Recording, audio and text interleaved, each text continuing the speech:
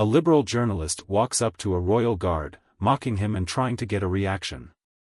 He thinks the guard will snap, but instead, the guard give reaction is unbelievable. Before moving further, let us know where you're watching from in the comments. What country are you tuning in from? It was a crisp September morning at Buckingham Palace. The courtyard was filled with tourists, some taking photos of the beautiful palace while others admired the royal guard standing still, like a living statue. Everyone kept a respectful distance, aware of the guard's silent presence. Into this peaceful scene stepped Ethan Harper, a veteran liberal journalist. Known for his provocative style, Harper had built a reputation for stirring up controversy, and today, his target was the royal guard.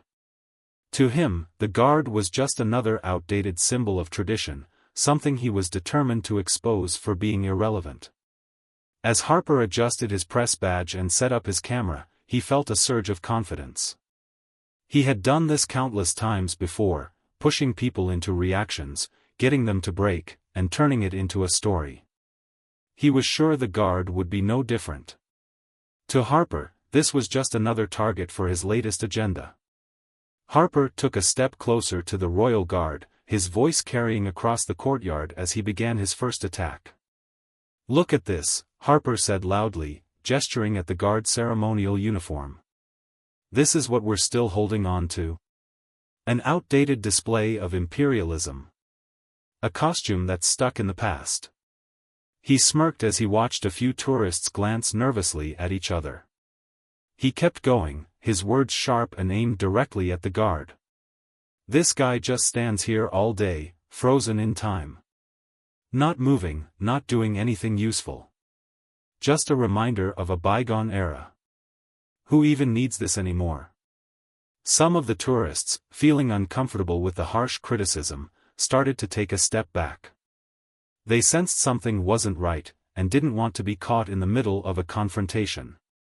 But others, curious and unsure of what was happening, edged closer, intrigued by the tension building. Harper noticed the gathering crowd and felt a rush of confidence. The more people watched, the more he knew this would make a great story. He turned back to the royal guard, his voice even louder now. "This is nothing but a show," Harper continued, pointing at the guard's motionless form. "A museum piece that people take pictures with, but no real value.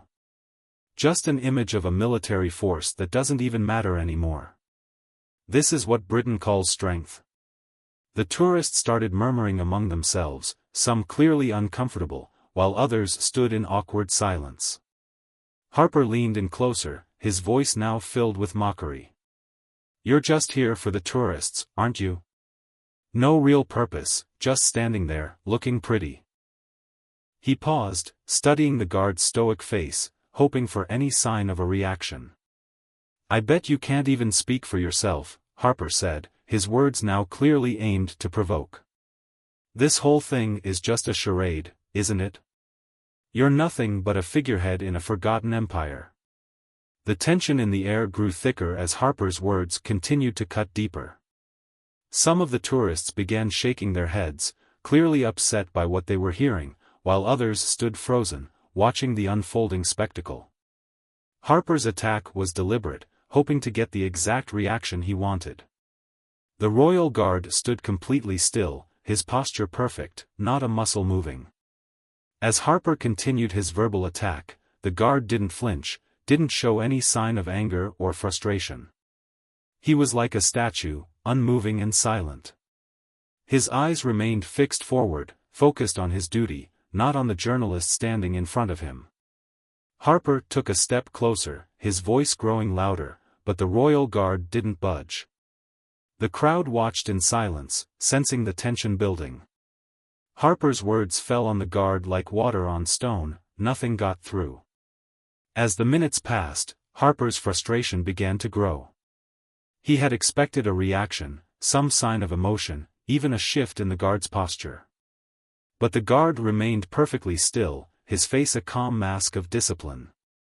This silence, this lack of response, began to irritate Harper more and more. The journalist had provoked people before, gotten them to react, even make mistakes for the sake of a story, but this was different. "Come on, are you just going to stand there all day?" Harper scoffed, stepping even closer, now almost nose to nose with the guard. "Is that all you do? Look like a mannequin? People take pictures with you, but I wonder how much they really respect what you stand for." The royal guard didn't react. Not a word, not a movement. The silence in the courtyard was growing, with more and more tourists quietly stepping back, unsure of what to do, unsure of whether they should intervene. Harper's frustration grew, his face reddening as he tried harder to provoke the guard. "You're not even a soldier, are you? Just a symbol. A reminder of a time long gone. What's the point of standing here day after day if all you do is put on a show for tourists?" Harper's voice grew more sarcastic, and he looked around at the growing crowd, trying to see if anyone was agreeing with him. But the more Harper pushed, the more he failed to realize that the royal guard was not reacting because he didn't need to. Harper had always believed that loud words and forceful provocation would make people react. He was used to seeing it work. But this time, the silence of the guard felt like a wall that couldn't be broken. Harper began to think that perhaps his words were having an effect, even though the guard showed no sign of being affected. The more the guard remained calm, the more Harper felt like he was winning, that he was shaking the guard's resolve. "Look at you," Harper sneered, "frozen in time, pretending like this display matters. How does it feel to know you're just part of the past? A tourist attraction, nothing more."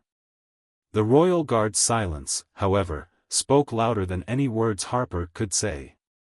As the journalist's voice grew louder and sharper, the guard remained unmoved, his face calm, his hand steady on his rifle. Harper's attempts to shake him, to provoke him into an emotional response, only highlighted the power of the guard's discipline. In his mind, Harper believed the guard was just hiding behind his stoic posture, struggling to hold it together.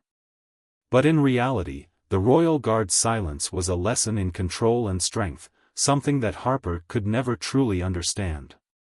Frustrated by the royal guard's unshakable silence, Harper decided to escalate the situation. His patience had worn thin, and he now wanted to see if the guard would finally break.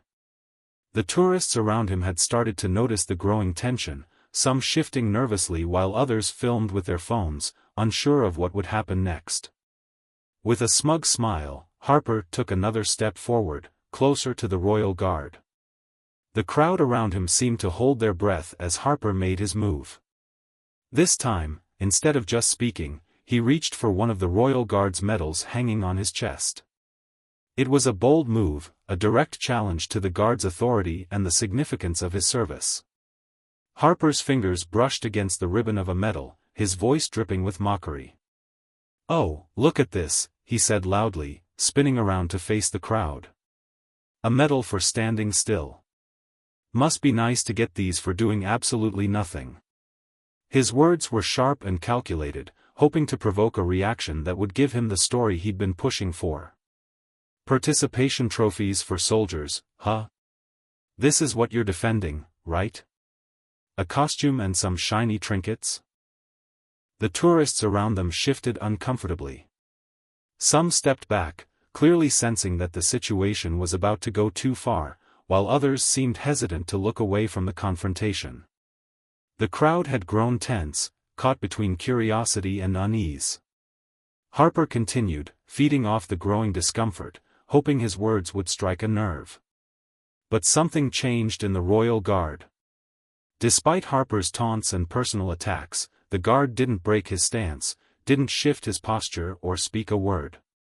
But there was a subtle change in his demeanor. Harper couldn't see it at first, but those who were watching closely might have noticed the guard's knuckles tightening around the rifle he held. It wasn't a dramatic shift, it was quiet, controlled, and deliberate, but it spoke volumes. The guard's grip became firmer, his hand steadying as if preparing for what might come next. Harper, still unaware of the effect his actions were having, kept taunting the guard, pushing harder to get a response. "Do you even know what it's like to really serve, to actually protect something important?" Harper sneered. "All this uniform, this act, it's just a reminder of Britain's past. It's a joke. But the royal guard stood unmoving, his gaze still fixed forward, his expression still as calm as it had been when Harper first approached him. In that brief moment, Harper finally began to feel a shift in the atmosphere, a growing sense of discomfort that seemed to be creeping up from the crowd. Something was different. The guard wasn't just ignoring him, there was a calm tension building in his presence, as if he were fully aware of Harper's intentions but was waiting for the right moment. The tourists, sensing the rising tension, began to back away. Some of them whispered to each other, their unease growing. The more Harper pushed, the more the crowd understood that this was no longer just a display of words, it was building to something more. The royal guard had not responded to Harper's insults or his mockery, but now there was a feeling in the air that the guard was ready. His silence was no longer just indifference, it was a controlled power, a signal that he was prepared for what Harper might try next. As the tourists shuffled back, some pulling their children away from the growing confrontation, Harper finally realized that his attempts to break the guard's discipline had only highlighted the strength of his control. Harper had expected the guard to react, to show some weakness, but instead, he had only found himself facing the calm, measured restraint of someone who had experienced far more than Harper could ever provoke. Harper's patience had worn thin. Frustrated that the royal guard wouldn't react, he took another step toward him, his eyes filled with challenge. With a grin on his face, Harper raised his hand, clearly ready to push the situation even further. He was determined to force the guard into breaking his silence, to make him prove that the ceremony and tradition were meaningless. But before Harper could do anything else, something unexpected happened. As he moved forward, the royal guard's hand shot out, faster than Harper had anticipated. In a single, smooth motion, the guard grabbed Harper's wrist with a grip that was both firm and controlled. It wasn't violent, but it was unyielding. Harper struggled to free himself, but the guard's hold was like iron, calm, precise, and absolutely immovable. Harper's face twisted with shock and frustration. He had assumed the guard's stoic silence meant weakness, but now he was facing something far different. The royal guard didn't speak, didn't raise his voice, but his control over the situation was complete. With minimal effort, the guard guided Harper back a step, ensuring that he couldn't get any closer. "You've made a mistake," the royal guard said, his voice calm but carrying the weight of experience. Harper was taken aback by the quiet authority in the guard's words, his usual sarcastic retort stuck in his throat. The guard's eyes remained steady, fixed on Harper with the kind of unwavering focus that came from years of service. There was no anger in the guard's expression, just the quiet confidence of someone who had seen and experienced much more than Harper had ever imagined. "This is not a performance," the guard continued, his grip still firm but not painful. "I'm not here for your entertainment or your story. I'm here because I represent something much greater than your shallow views. I represent the values of service, tradition, and discipline." Harper stood frozen, unable to respond. The words the guard spoke weren't just a defense of his role, they were a direct challenge to everything Harper had assumed. The guard wasn't just standing there as a museum piece, as Harper had so arrogantly put it. He was a symbol of something deeper, something far beyond Harper's reach. The crowd, which had been nervously watching the escalating confrontation, now watched in complete silence. The tension in the air had shifted. The royal guard's quiet dignity and firm control had silenced Harper's words, leaving him exposed in front of everyone. Harper's bravado began to fade as he realized how wrong he had been. His insults, his taunts, his belief that the guard was nothing more than a living prop had all been hollow. The royal guard had remained calm, never once losing his composure. It was Harper who had failed, not the guard. And the more Harper struggled to free himself, the more his own hypocrisy was revealed. He had come here thinking that his aggressive words could break the guard's discipline, but it was the royal guard who had shown strength, not through force, but through control. Harper had failed to provoke the reaction he wanted, and instead, he was the one who had been exposed as the weaker man. As the royal guard held Harper's wrist with military precision, he said one final thing: "You want a story? Here's the truth. The strength you seek isn't in aggression, it's in discipline. And it's something you'll never understand." Harper stood there, humiliated, his earlier confidence completely shattered. The royal guard had not only outsmarted him but had shown the difference between real power and the empty provocations Harper had relied on. With one final, controlled movement, the guard released Harper's wrist and returned to his post, his face as calm as it had been from the start. Harper, now standing alone, realized that his whole narrative had crumbled. His attempt to tear down the royal guard had failed. The guard's quiet dignity had far outshone any story Harper could have written. As the royal guard resumed his perfect stance, the crowd slowly began to disperse, the tension of the confrontation lifting. Harper, once full of self-assurance and bravado, now stood humbled, his earlier confidence shattered. He had set out to provoke, to create a story, but instead, he found himself outmatched by the quiet strength of a soldier who had never wavered. In that moment, a powerful lesson was revealed. The royal guard's unwavering discipline and control had exposed the false nature of Harper's provocations. Harper had sought to break the guard's composure, but in doing so, he had unknowingly shown the true nature of strength, strength that lies not in aggression, but in restraint. The royal guard's silence, his ability to remain calm in the face of insults, was a testament to a strength that comes from years of training, honor, and tradition. True strength is not always about confrontation or proving dominance. Sometimes, the greatest power lies in the ability to control oneself, to maintain composure, and to stand firm in what you believe, even when others try to tear it down. In this clash of ideals, it was the royal guard who embodied true strength, not through physical force, but through the discipline to remain unshaken. What do you think about this confrontation between the liberal journalist and the royal guard? How would you have handled someone trying to twist your words and actions for their own agenda? Share your thoughts with us in the comments below. If this story resonated with you, don't forget to hit that like button and subscribe to our channel for more powerful stories about honor, duty, and discipline. Real strength isn't always what it seems at first glance. Join us as we explore more tales that show the true power of restraint, respect, and tradition. Press the bell icon to stay updated and never miss an inspiring story. And be sure to check out our other videos on the screen right now. Each one offers a unique perspective on what it means to stand for something greater than ourselves. Remember, sometimes the most powerful response to provocation isn't a reaction, it's the strength to remain composed and true to your values.